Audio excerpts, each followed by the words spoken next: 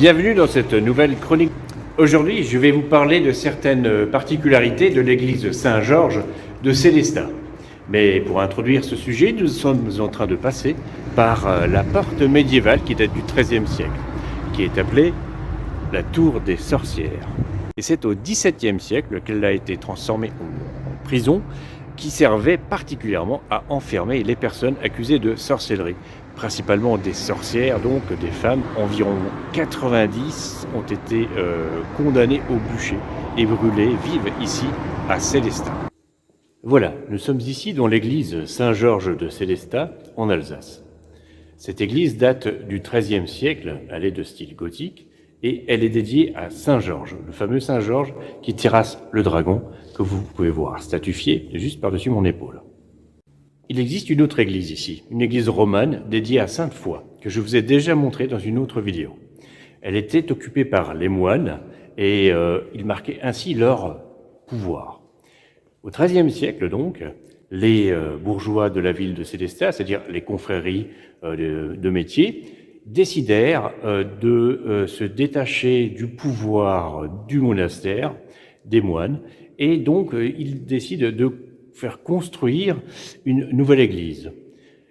Pour ça, il s'appuie donc sur l'ancienne église carolingienne du 8e siècle et ils réussissent à faire construire cette magnifique église. Mais ce que je voulais vous montrer ici, c'est une particularité, la particularité de cette église Saint-Georges, en dehors des statues bien sûr du saint qui terrasse le dragon.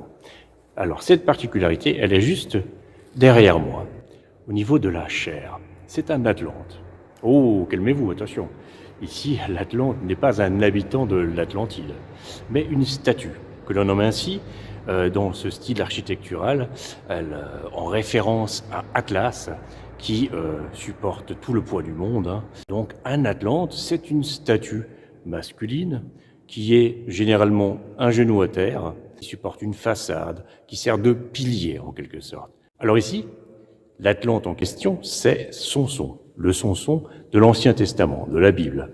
Celui qui a une force démesurée et qui est logé dans ses cheveux. Samson porte une peau de lion. Il supporte la chair, une chair qui date du XVIe siècle. Et il a une autre particularité, c'est qu'à ses pieds, on trouve une mâchoire inférieure, c'est la mâchoire inférieure d'un âne, dont il se servait comme arme. Alors là encore, il faut vous référer à la légende de Samson. Toutes les églises et cathédrales chrétiennes n'ont pas été construites sur d'anciens lieux de culte païen.